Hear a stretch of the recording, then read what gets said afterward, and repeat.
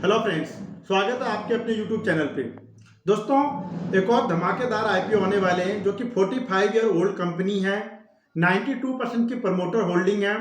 75 countries में operation है इनका और 40% की ग्रे मार्केट प्रीमियम भी इंडिकेट कर रहा है, यानी कि 40% लिस्टिंग गेन की तरफ इशारा मिल रहा है।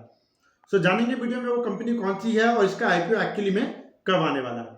दोस्तों, अगर आप चैनल पे पहली बार आए हैं तो आपसे रिक्वेस्ट करूंगा चैनल को सब्सक्राइब कर लीजिए एंड लाइक एंड कमेंट करना ना भूलें, ताकि आपको सारी वीडियो बिना किसी देरी के आ जाए, चाहे वो किसी बड़े डिविडेंड की हो, चाहे वो किसी बोनस की हो या कोई बहुत अच्छा आईपीओ हो। ये तीनों वीडियो आपको बिना किसी देरी की मिलेगी। सो बात करते हैं आज के टॉपिक के बारे में। तो जैसा कि मैंने बताया कि एक आईपीओ आने वाले जो 45 ईयर ओल्ड कंपनी है जिसका 40% की लिस्टिंग गेन की तरफ सिग्नल मिल रहा है। जी हाँ, मैं बात कर रहा हूँ ममता मशीनरीज के बारे में। दोस्तों, ममता मशीनरी 1979 में इनकॉर्पोरेट हुई थी और 75 कंट्रीज को ये जो है मैन्युफैक्चरिंग मशीन एक्सपोर्ट करती है।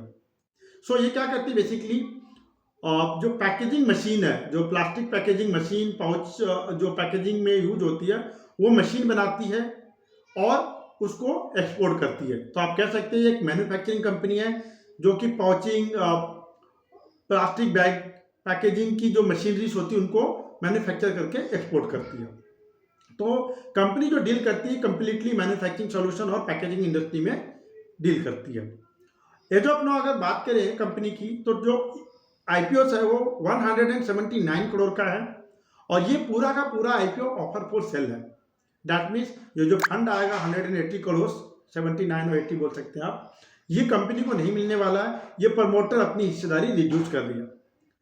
लेकिन अगर यहाँ पर थोड़ा सा इसको डिटेल में देखें तो पता चलेगा कि प्रमोटर के पास 92% की शेयर होल्डिंग है एज ऑफ नाउ। तो आप कह सकते हैं कि 92% में अगर थोड़ा सा ऑफर फॉर सेल आ भी गया तो इसको हमें इतनी नेगेटिवली नहीं देखना चाहिए। नजर डालते हैं कंपनी के फाइनेंशियल के बारे में। सो मार्च 2022 में कंपनी का जो टोटल रेवेन्यू था 196 करोड़ का था, जो ग्रो होके मार्च 2024 में 241 करोड़ का था। अगर प्रॉफिट आफ्टर टैक्स की बात करें तो मार्च 2022 में 21.7 करोड़ का प्रॉफिट था, जो कि बढ़ के 36 करोड़ का हो गया वर्ष 2024 में। तो प्रॉफिट में तो अच्छा खासा ग्रोथ दिख रहा है। कंपनी ने अपनी बोरोइंग को काफी कम करी है, 21 करोड़ से अपनी डेट को घटा के 11.5 करोड़ के आसपास ले आया। सो ये भी एक अच्छी साइन है। अगर थोड़ा इंपॉर्टेंट रेशियो पे नजर डालें तो रिटर्न ऑन इक्विटी जो है कंपनी का 27.76, आप 28 का बोल सकते हैं, 28% के आसपास का रिटर्न ऑन इक्विटी है। Debt to equity 0.09%। तो आप कह सकते हैं कंपनी के पास बिल्कुल भी डेट नहीं है, marginally 0.09% is nothing. So profit margin भी कंपनी का 15% से प्लस का है।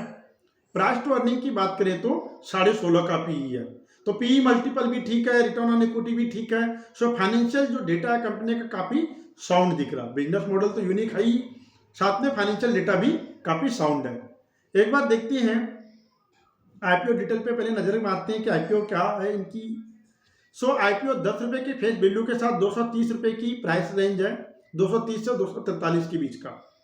लॉट साइज 61 शेयर का है, तो आपको मिनिमम एक लॉट लगाने के लिए 14,823 रुपये लगाना पड़ेगा। लिस्टिंग डेट इसकी जो है 27 दिसंबर को है और आईपीओ जो ओपन हो रही है वो 19 दिसंबर से ओपन होके 23 दिसंबर को क्लोज हो रहा है। एक नजर डालते हैं कंपनी की ग्रे मार्केट के बारे में। तो दोस्तों, ग्रे मार्केट में 13 दिसंबर को 75 पॉइंट का प्रीमियम था, जो बढ़ के 15 दिसंबर को 92 रुपीज का हो गया है। सो 92 रुपीज के आसपास अगर बात करें ग्रे मार्केट का, सो 37% की लिस्टिंग गेन की तरफ इशारा कर रहा है, लेकिन अभी आईपीओ आने में टाइम है। सो मेरा अनुमान है कि ये लिस्टिंग गेन मतलब आईपीओ आते आते ग्रे मार्केट का प्रीमियम और शूटअप करना चाहिए और इसका सब्सक्रिप्शन भी काफी अच्छा आना चाहिए। सो आपसे रिक्वेस्ट है, अभी आईपीओ को आने दीजिए, अपना फंड आप रेडी रखिए, पहले 1 और 2 दिन वेट करिए, फिर से वापस ग्रे मार्केट का ट्रेंड देखिए और इसका जो पहले 2 दिन का सब्सक्रिप्शन डेटा देखिए, इसके बाद ही अपना डिसीजन लीजिए। अगर मैं कंपनी के बारे में बात करूं तो कंपनी के फाइनेंशियल, कंपनी के शेयर होल्डिंग, कंपनी के बिजनेस मॉडल तीनों ही अच्छे हैं और उस हिसाब से आईपीओ लगाना चाहिए। बाकी आप अपना डिसीजन अपने रिस्क को असेस करके अपने फाइनेंशियल एडवाइजर से डिस्कस करके ही लीजिएगा। Thank you.